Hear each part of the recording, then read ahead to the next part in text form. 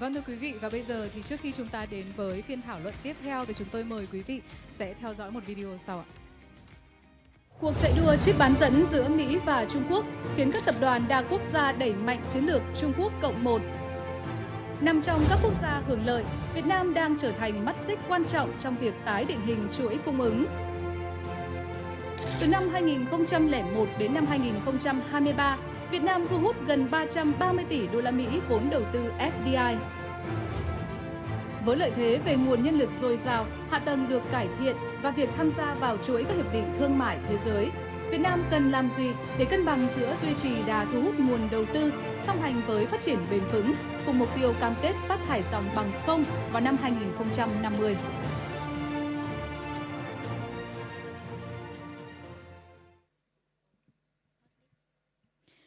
Kính thưa quý vị, hãy cùng chào đón lên sân khấu các vị diễn giả sẽ tham gia phiên thảo luận đổi mới và tăng trưởng bền vững.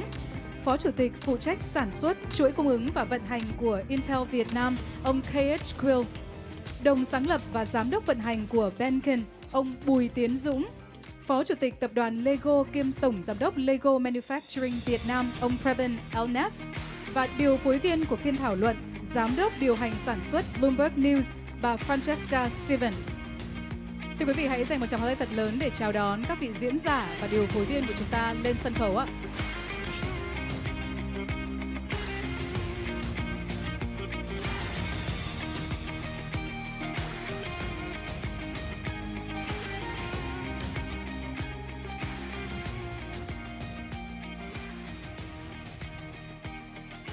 Thank you, everybody. It's time now to turn the spotlight on sustainability and what businesses can do to help tackle some of the major development challenges faced here in Vietnam and around the world. How do we balance meeting the needs of the present while contributing to a greener and more inclusive future? In this discussion, we'll explore how to drive innovation and scale best practices in sustainable business while maximizing both purpose and profit. A very warm welcome to our speakers. Thank you all for joining us. Just before we get to the discussion, I want to take a moment first to remind you that if you would like to get involved, you can send in questions or take part in the poll by scanning the QR code on the back of your badges. And that is the question for this panel. Right, let's kick off the conversation by talking about the strategy for the year ahead. This is, after all, the year ahead event. And what the strategy is when it comes to sustainable development goals for your organization. KH, I would like to put that to you first. When it comes to the sustainability initiatives that Intel Vietnam is focusing on. Very good morning. I'm so glad to be here and to be in the panel discussion with my fellow panel discussion. As you are aware, right? Today, if you look at, earlier they talked about GPT, how much the energy is going to be consumed just actually pulling one picture, consuming the whole of the power in the mobile phone.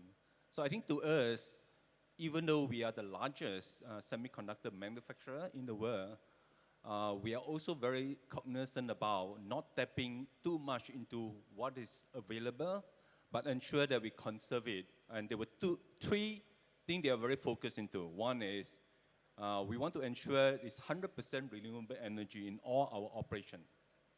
Second, we also want to have 100% net positive for water. And last but not least, is also ensure that none of the waste are actually in the landfill. Because there was so much environmental impact that we are already seeing today. We couldn't actually add more into the challenges.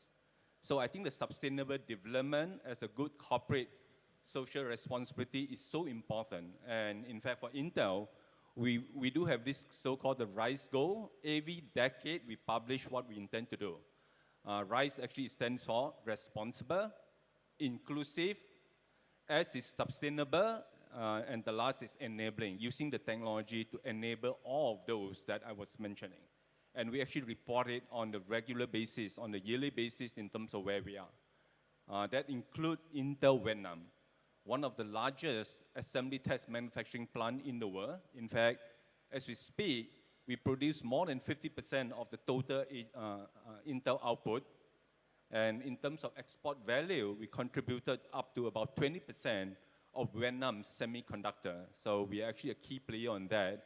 And that's the reason why we are very focused on that. And in the plant that we have, we look at recycling water, renewable energy. And I'm actually glad to actually share in terms of how much energy that we have saved. We actually have saved more than 30 million kilowatt hours. Close to about 90% of the waste are all recycled, as well as the water itself. And our journey continues. And every year we report it out, and there's a 10 years plan that we put in place that we share with the public. Thank you for that. And Preben, if I'd like to ask you the same question, if you wouldn't mind just grabbing your microphone there. What are LEGO Vietnam's key sustainability development goals for the year ahead? I think the answer here could be super short, but first of all, thanks a lot for being here. I think the topic is super important, and I think it's also super important as the so to say, the private sector also take our part of our responsibility here. And the reason why I now say that the answer could be super short is because I could actually just repeat it's the same as Casey from Intel here, because we are also super focused on that we have 100% renewable energy, we have zero waste to landfill, and we have a water plus strategy as well. It's incredibly important for us to do that. When I look here at our Vietnam entity, and we are having that investment of over $1 billion to build our 6th factory here, which will be the first carbon neutral run factory for the LEGO Group in the world. It's clear, it's obvious here that we have our focus on getting our factory up to operation, which we will have here at the end of the year, and succeed in the goals of having 100% renewable energy and zero waste to landfill and water plus, and that is our, so to say, our utmost focus here in the beginning when it comes to sustainability. But on top of these, we are hiring a lot of workers. We have training programs. We are looking for skilled workers, and that, so we are also contributing and really hope that a lot of our neighbors like here and also Intel is really seeing that we need to upskill, so to say, the workers of Vietnam. We also heard it in a previous session here around an hour ago. It's super important, and we are buying fully into that, and that's also a part of our, so to say, focus area here. Thank you. Now, DB, I'd like to come to you and ask you, as an energy efficiency solution provider, how do you see the readiness of Vietnam's businesses in achieving sustainability goals? Firstly, thanks for inviting me to the amazing event today, and thanks for I'm come from the startup company, and then I want to bring the perspective of the startup connecting with the big corp like Intel and LEGO in the innovations. So right now we're providing the energy efficiency, and when we are talking about the energy efficiency, everyone is just linked immediately into industry, like factory where we have a lot of energy consumptions, but we forgot about like 2/3 of the energy consumption in the world is come from the commercial buildings and come from the individual.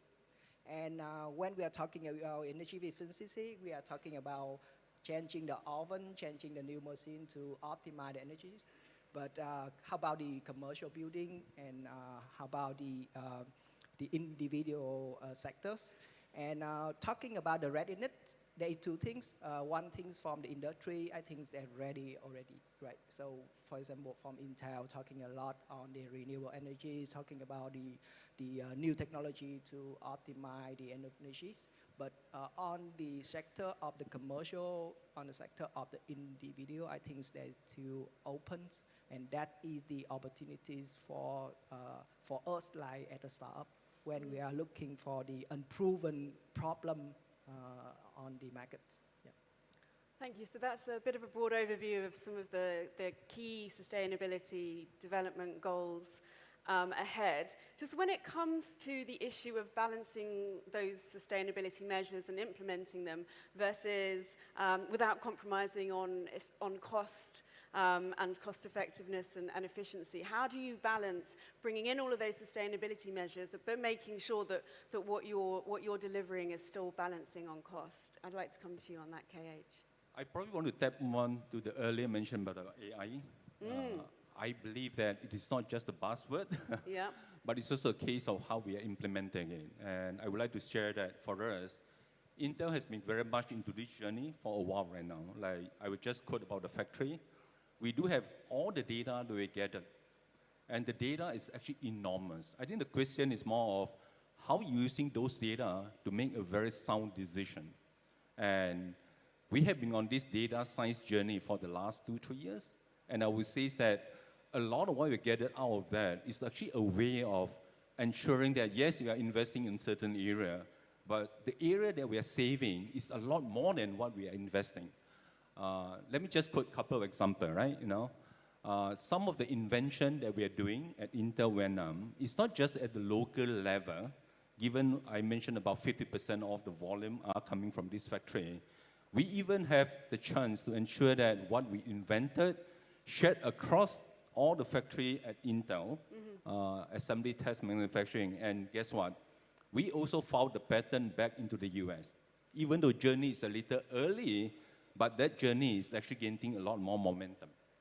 I would say that, for the last 3 years itself, we grow our technical brain, technical, experts are already threefold that is there already. And earlier talk about the AI, and I would like to kind of just mention, a lot of the AI is actually with the server data center, very energy intensive. But Intel, as of last year, we introduced, we call it the AI PC, right? A Meteor Lake AI PC, and that is going to be very energy saving. And if you put the model into you put the model in your PC itself, how it's going to be saving the energy, and we can use a lot of that to ensure that we have a lot of cost saving. And a couple of examples that we have done at Intel in terms of that, right? Front-end design, back-end design, software development that was mentioned, and of course, manufacturing. In a big factory like us, we actually produce in a day or so, we produce in terms of millions of units. The question is how we are optimizing, how we are scheduling it, ensure that we're optimizing all those capital that we are investing. So what we have actually seen is at least we are getting probably about 20-25% of saving just on AI optimization alone. So I would say that, the way that we do it, yes, we invest, but a lot of what we are benefiting out of it is more than compensating what we are investing. And our journey will continue, Understood. And Preben, when it comes to the same question, but when it comes to building the first carbon neutral factory and balancing, introducing those sustainability measures at every part of that journey, again, how do you balance that against the cost of implementing them? Yes, and it's an interesting question, and also for us, of course. And here we have to remember what we in the LEGO Group are. We have an aspiration to reach as many kids around the world, to give them the unique play and learning through play experience. And that, of course, means also we care a lot about the coming generation. Not only that we would like to provide a better world for the coming generation, but it's also our customers. It's our whole aspiration we are talking about here as well. So therefore, sustainability for us is extremely important. And when it then comes to balancing it between, is it financially wise to invest in zero waste to landfill or water plus or renewable energy and that? And here our experience is here that in the short term, which could be 2, 3, 4, 5, maybe 10 years. Okay, that could be it costly, and should maybe not be wise to do it. But here, when we build a factory like the one we do here in Vietnam, and like our oil factories, because there's really no difference of the factory in Vietnam compared to the factories in Europe or in US, and that is same quality. We are building them for generations. We have absolutely no plan to move to a different country when, so to say, it gets more expensive in Vietnam, and that we are staying here because our customers are here in Southeast Asia. So when we look at our sustainability projects, like just mentioned some of them, when we look in 10 years or 15 years and 20 years, that they all have a great payback, so to say. It's not only a payback for, so to say, the climate and the people and that. It actually also looks financially wise. But we have to do, so to say, curious and brave and find some solution, and dare trying it. And do we do the right and everything? No, we don't. So we need also to be, so to say, brave enough to do some mistakes and learn from the mistakes and that. And that is really what we are trying to do. But most of them, when we are looking at creating renewable energy with solar, looking into a certain storage solution, so we also can use the solar for energy for our factory during the night, etc. That is a new way of thinking for a manufacturing plant.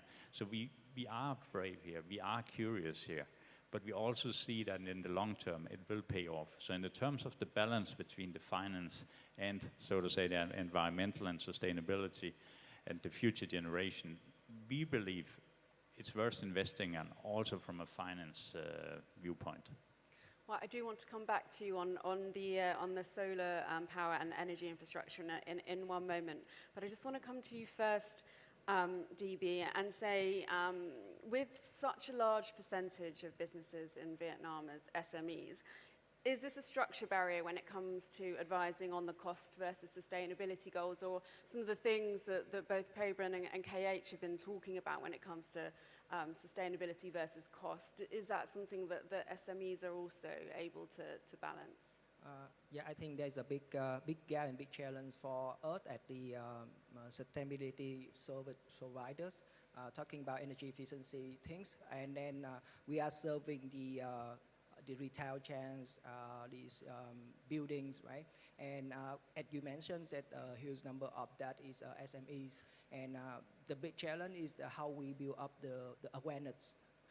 Back to the energy efficiency in industry, everyone is aware of the awareness of we need to do the energy efficiency. That is costing a lot for the factories. But how about the commercial, and how about the individuals? That is the biggest challenge right now when we do to the customer, when we sell the product to the customers. Sometimes they say, oh, it's not my priorities right now. At the retail chains, my focus right now is how we expanding the business, how we can open more and more stores, right? But we try to keep, and then we try to work with them, like, okay, when you hit into some certain like 20,000 store in the Vietnam, how you manage this, how you optimize that. So we work with them, and we try to build up the awareness of that. The second is about the asset to the technology, right? Because it's quite new. The term is quite new, and I think it's for them is they need to looking around a solution on how they can use what kind of technology for help them on the optimize the energies. And the third one is about the policies. Right now, we don't have the very clear policies on what is the energy efficiency things in Vietnam. Mm-hmm. What is the policy? Because if you compare a little bit in Europe, right, there is a policy of the building automations. When you have some certain of energy consumption, you have to do the automation for that buildings. Or even very simple in Europe, in England, 2 years ago, when they have the policy of if you turn on the air conditioner over under 26 degrees in the public area, you will get the penalties.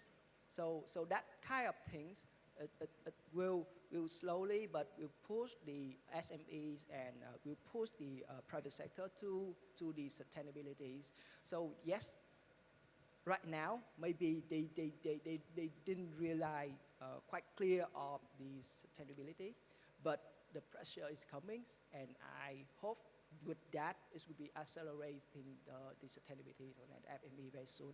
Yeah. So you bring up the good point there about policy framework, and is the policy support there? Preben, I could see you raising your mic, and I thought it seemed like you had some thoughts on that matter. I think it's just because it's linked very much as well to also my personal observation of arriving here in Vietnam in 21. And when we have been building our project and our strategy and all that, we have been very impressed by what KC and Intel have been doing here since 2006 and 7. But there's other part to it as well, which I recognize, which you are speaking to. It's also the awareness by the people of Vietnam, so to say, because we are, as you can hear, trying to do zero waste to landfill and a lot of other things to help the climate and these. But we also, I miss a little bit the push from the young generation of all of these. I see a little bit too much single-use plastic. Now I'm a runner, so I run over the bridge here to Sala every second morning and things like that, and it doesn't look super nice. There's plastic all over, and there's even a place on the motorbike where you can have your single-use plastic. And so I think we need some awareness as well, and also in terms of the AC, and it should not be 22 or 23 degrees, but please do it 27 or 28 or turn it off. So we will for sure contribute. I can hear that also my colleagues here is ready to contribute, but I miss a little bit maybe the big push as well from the people of Vietnam as well. But we hope to contribute with that, but also with our employees, because they also have families, they have friends, they have a lot. So therefore, it's a part of a bigger, so to say, movement. KH, when it comes to policy support and policy framework, is there anything that you think would help Intel Vietnam develop further towards its sustainable development goals, or pick up on some of the things that we've just been hearing about? Yeah, I think certainly there's a lot of opportunity that is there. I know the government is very ambitious. I think just to quote an example about the high tech, the semiconductor, 50,000 experts and all. You know, and earlier there was a discussion about Decision 98, how we ensure that there's a better way of simplifying one-stop shop and all. I certainly look forward into some of what we could do.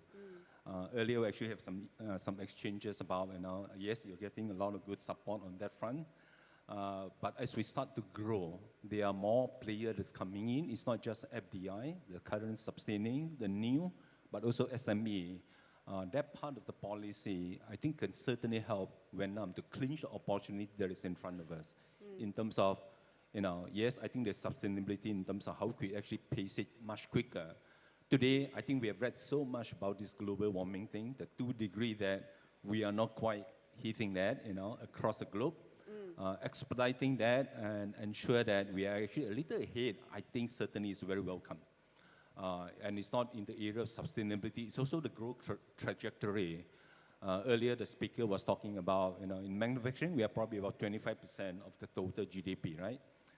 The peak of it for a country is probably about 30%. So I think 10%, if we can actually expediting it by way of some of the policy that we can actually help the industry, I think that would be very useful. And I think we are all looking towards it in terms of how we can realize that. And Prem, just coming back to you, we heard some ideas from you on what you would like to see when you're out on your run, for example. When it comes to building the factory and getting it up and running, what would make it easier for LEGO Vietnam as a whole to reach its sustainability goals when it comes to the policy and the framework that you're operating in? I would say right now, as I mentioned, I've been here for 3 years and been leading these since the very early on our investment decision here in Vietnam. We have, I must say, an excellent relation to the Binh Dung authorities, where we have our factory, and also to the government and the different ministries in Hanoi. So at the moment, and I count on it continuous, but of course I know it's a difference when we have our factory up and running and then we come into operational mode. But at the moment we actually have a lot of support for the thing, for our different permits, for our ideas about solar storage solutions and things like these. So at the moment I can actually not, at the LEGO Group, I can actually not wish for more at the moment. I have a lot of attention. We get the attention. If we have a problem, we can have open meetings about discussing it, finding solution, both at the provincial level but also at the government level. So at the moment it's really excellent. I also see that the Binh Dung, where we have our experience, I can see they have the one-stop service, even if you need a work permit or you need a construction permit and things like that. That's the place to go. It's excellent. Continue doing these, but put it in play all over Vietnam and do more of it. And be ready to have these open discussions to find solutions, because in a project like ours and an investment like ours, and please don't think it's just about building some walls and a roof and putting solar on. We also need to hire and upskill 4,000 people. We need to have places where can they live. Their kids needs to go to school, which is very close to our hearts and things like that.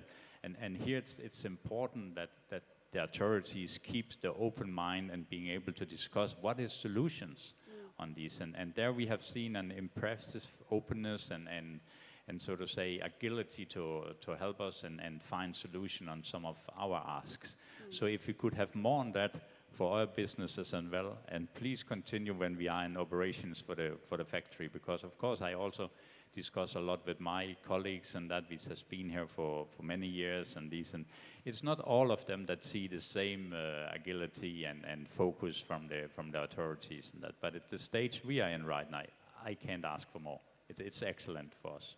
And we are on schedule with our factory. We are actually a few weeks ahead of our schedule, and it's running smooth. And the first Lego brick is planned to come out of the molding machines here in Q3, and the factory for being opened in the end of the year, and a big grand opening next year. And that so.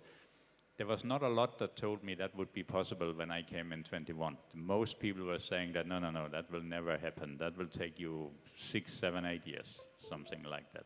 So far, we proved them to be wrong. Good to hear. DB, when it comes to solutions, we've obviously been talking about solutions here. From your perspective and working with so many different businesses, what are the biggest challenges when it comes to delivering energy efficiency solutions that you're encountering with your customers? I think somehow the question is already mentioned a little bit on the list, right? Even the business, right?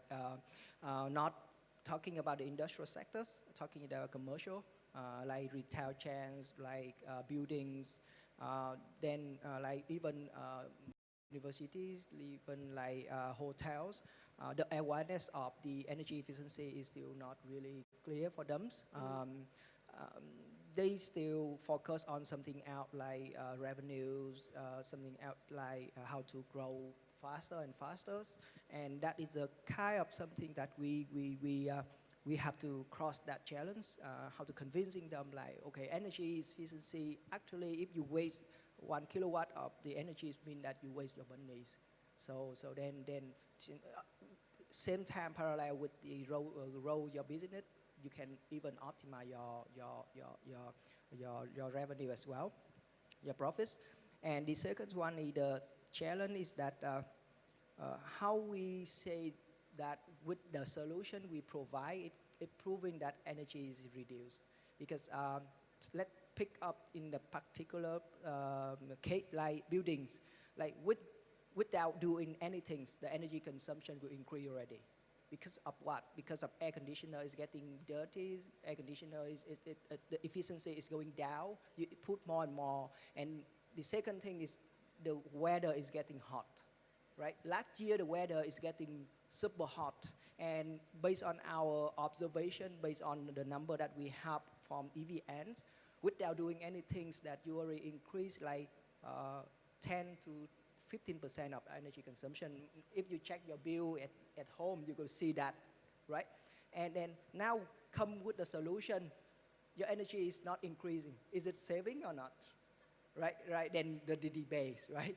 Okay, I'm saving your 50%, but no, I didn't see it because the bill is flat, right? Then that is one thing, build up the baseline. We somehow talk to the EVNs, and there's also the department in the government talking about the energy efficiency departments, right? We add that like how can you having something public on the website or saying that like, okay, that is the energy consumption in general. So if you don't do anything, that energies will be going up, and using the solution, if you're not going up, you're already saving a lot, right? And the third part is for sure is the financial support, right? Going green, going sustainability is investments. So if you think like, okay, get the low-hanging fruit immediately, it's quite challenging for the company like us to provide a solution, because they have to pay something for us to grow, to build up the solution to grow, right? And the link with that is about the changing the behaviors, right? Technology is it's not amazing tool to provide you something that you can go down 10% of your energy consumption. Technology is just give you the tool to optimize it. Besides, like you have the new machines, but you're using that in the inefficiency way is still waste, right? You need to change the ways of using that as well, right? So that is some challenge that we have right now. Yeah. And so let's just talk a little bit about then renewable power generation and how you're factoring in energy security to your operations. KH, I'd just like to ask you, when it comes to Intel Vietnam and energy security, what are the ways that that you're making sure that you have the system and the infrastructure and the ecosystem in place to make sure that you've got that reliable power supply? Yeah, I think that is a very super critical for us because our operation is running 24/7. Anytime there's actually of power interruption, I think it will impact a lot of our capital. So many years ago, we have quite a bit of challenges. I think many of the Ho Chi Minh residents probably are aware. We do have some browndown and all. And what we have done is this. We actually worked with EVN, and they were very participative with us.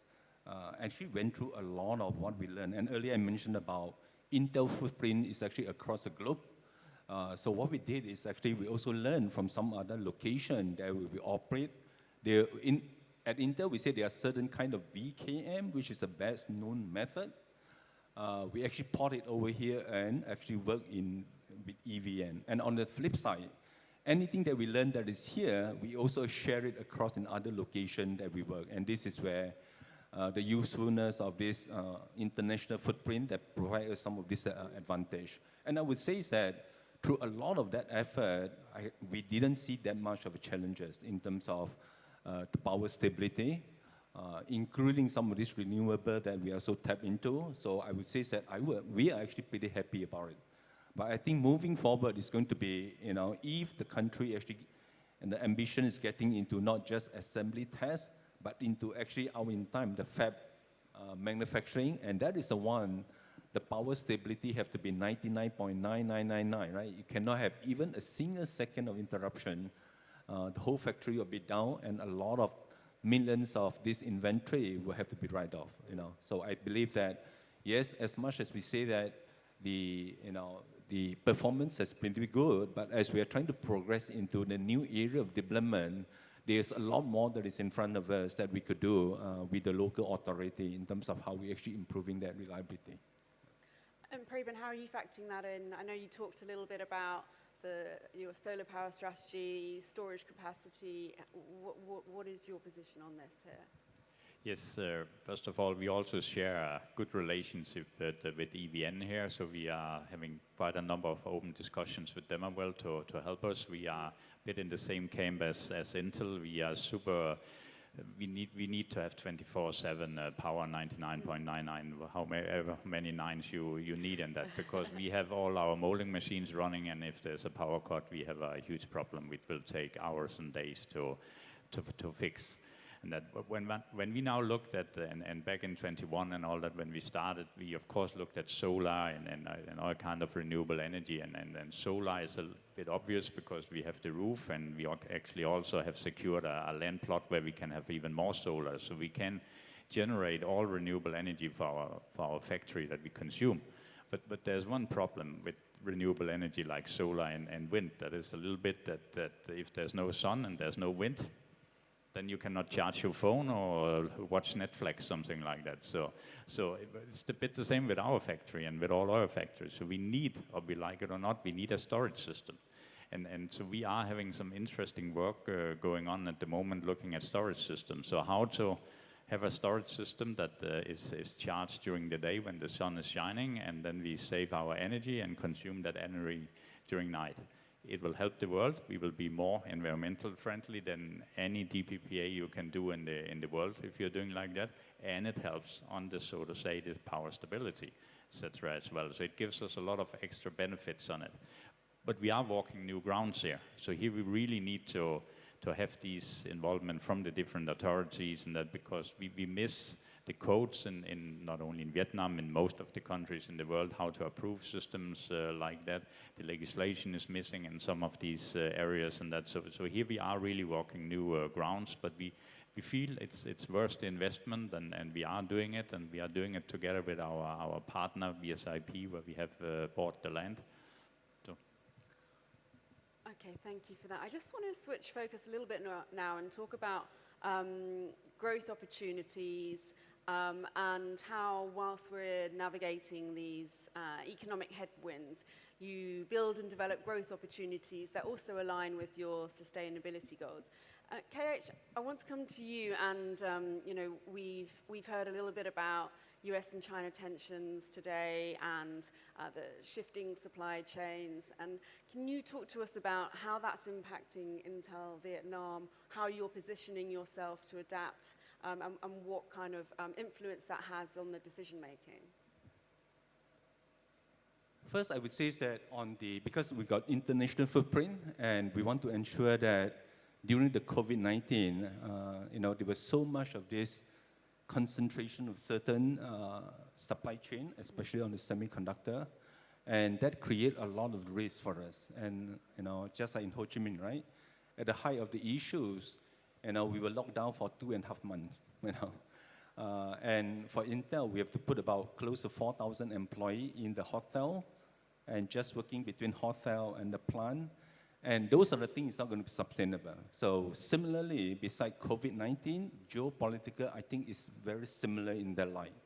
We could not afford to have concentration of your supply chain to be so concentrated that in the event of unanticipated issues, we are not able to operate.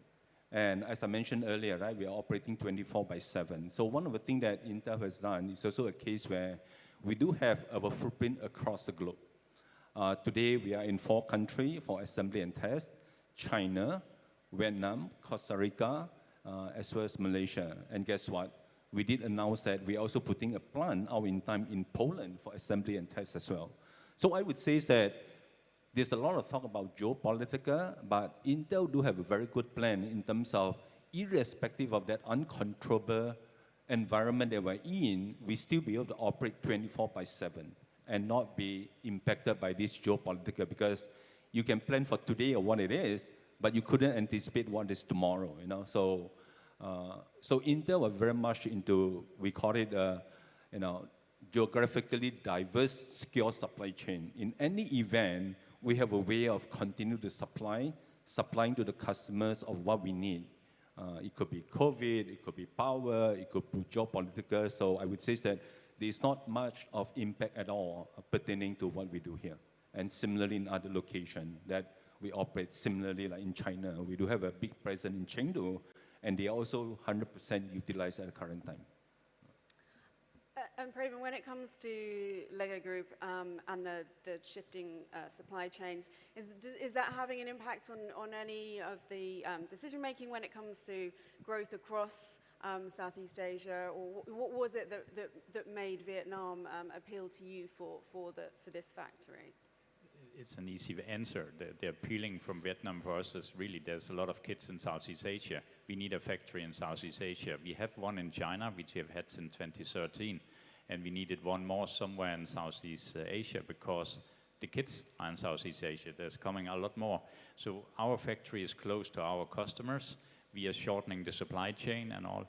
So all of these, China plus one and all that, it's not a part of our strategy at all. We don't look at it because it has, that we have a factory now in Vietnam here very soon.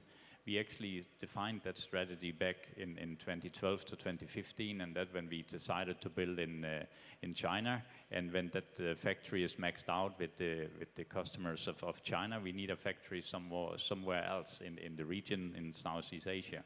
So we are following the strategy we have laid many years ago. It works very well for us, and it's really to have our factories close to our customers, and don't choose the location of our factories just because it's cheap in a country or something like that.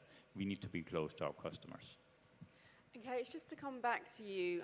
You were talking about your other operations around Southeast Asia, and I'd just like to ask, what is the strategy for future investment direction in Southeast Asia? Obviously, we've just seen more investment in Malaysia. When it comes to Intel Vietnam, what's the investment strategy there?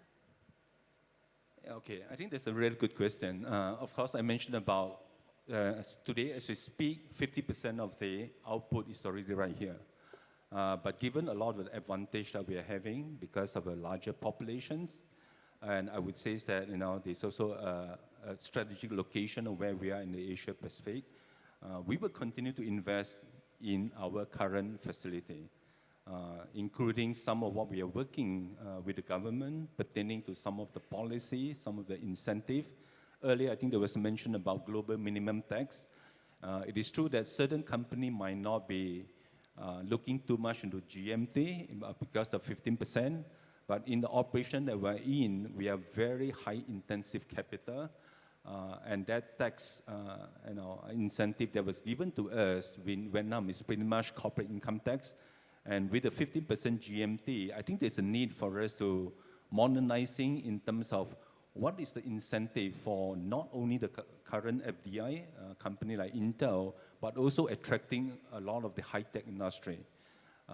Vietnam government is very much into high-tech semiconductor. I believe that as we're modernizing the incentive for the country, there's a lot more opportunity that is not just for Intel, but also for other new entrants in the semiconductor that Vietnam be able to clinch on it. And hopefully, in that 10% opportunity of manufacturing in the overall GDP, we could actually get it much earlier, in the next couple of years. So a lot of opportunity that is there. Yeah. Okay, and obviously key to investment and growth is a workforce that can help deliver on the skills and the needs of your operations. So, Preben, I know that there's quite a, we talked a little bit earlier about it's not just the recruitment, but it's the training. What are some of the strengths and the weaknesses as you would assess it in the labour market at the moment, and how you would like to see some of that develop? I think first of all, I would like to have more neighbors like Intel, and because the more we are together with the same mindset that we would like to upskill the Vietnamese worker and really invest in that training in that. So if I have an ask, then it's more companies that is really focused on high-tech manufacturing.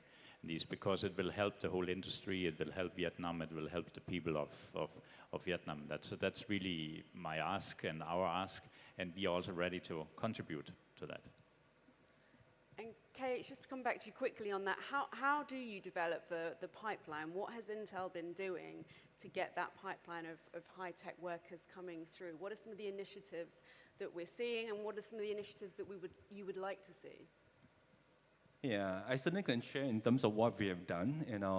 When we started in 2006, we actually worked with the Ministry of Education, and today we actually invested $22 million USD in terms of modernizing the syllabuses. In the past, like many other emerging countries, a lot of the university courses are really theoretical. But in order for us to ensure that the graduate immediately be able to get into the workforce and be able to contribute right away, we actually work with the Ministry of Education to modernizing that. And I would say that with a lot of effort, it's not just the Ministry of Education, we also work with ASU, Arizona State University, and that program has been very successful. And to this date, I think it's been sustaining it. And with that, we are very fortunate that through all that, we'll be able to tap a lot more into the resources of the locals. I would say that, at the time that we started up in 2010, all the senior management are actually expats. But today, I would say that more than 95% of all the workers are local already, and that include, one of the factory manager, like a GM kind of position within the factory, is also a local. So we are reaping a good benefit of that. But on the flip side, as we actually get into all this high-tech semiconductor in terms of design and all, they probably need to invest more on the human resources, and that is in the area of, if you look at in terms of master, in terms of PhD, in Vietnam, it's still pretty limited, even though I think that is increasing. But in order for us to get into that high-tech, I would actually urge the government, working with all the industry, how we actually increasing that population of master as well as PhD, and that will allow the country to have a lot more innovation driving up the value chain. Design is already here, but out in time, if you look about wafer fabrication, investment is going to be 10 billion or 20 billion USD. I think when you put the effort into it, I think it's a matter of time, the country will be able to get there. And I'm hopeful of that, for sure. Good to hear. And DB, I just want to put this to you as well. And the sector that you work in, What are some of the skills, initiatives that you feel would be beneficial, or where are some of the skills vacuums that you're seeing and you feel that there will be a need for extra training or initiatives in the years to come?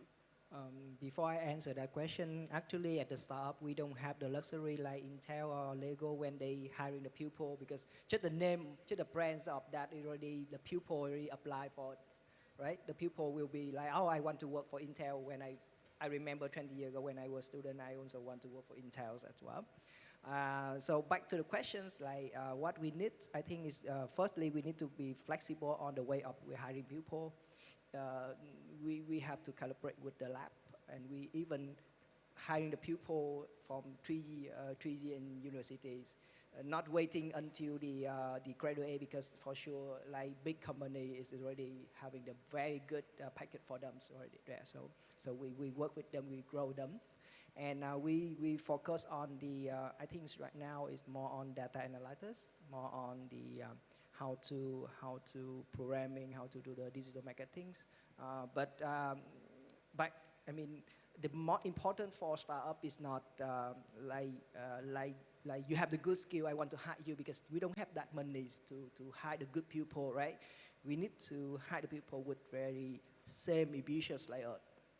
So then we're starting from that point first. Share a mission, like okay, I want to do the product that can can support the people to improve their life, to grow on the sustainability, and then let's sit down, and then if they start with that first, then we will try to flexible on how to plug them into our system to get it. So we have the wish list, but we need to be practice, be realistic on what we do in the resort that we have, based on the budget that we have as well. So I'm afraid we are essentially out of time, but just one final thought from each of you. This event has been focused on the year ahead for Vietnam, but just before we wrap up, I would like to ask you about what your key message is when it comes to not just the year ahead, but a slightly longer term outlook for Vietnam and for sustainable development in Vietnam. And Preben, if I could just start with you, your sort of key message or message you'd like to leave our audience with.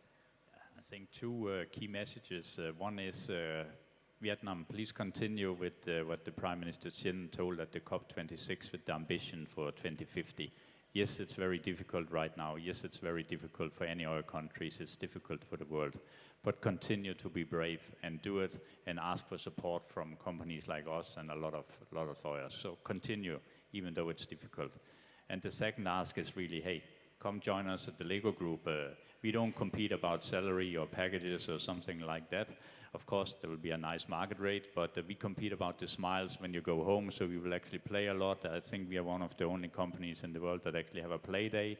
Once per year, all our 30,000 people, they actually play the full day, and they are paid full salary that day as well. And it's a lot of fun, and it's not the only thing. We have education with play agents and a lot of other things as well. So it will be great fun. Fantastic. Key message from you. I think I will follow the topic of the panel discussion today. The two key messages. One is the co-innovations. So we hope that everyone at the big company look at the startup at the missing puzzle to push up the innovations. So we need the big company to focus on the proven problem, and we need the small company like startup company to solve the unproven problems. When it becomes the problem, for sure, everyone is solving it, and it's not a play for a startup. The second is about sustainability, especially in what we are doing right now, energy efficiency. That is your money. You want to waste your money or not? So I think that's two keywords. Yeah. Thank you. And KH, your key message to finish on. All right. I think if you look at today, everything is digital. AI, PC, and everything, EV cars and all.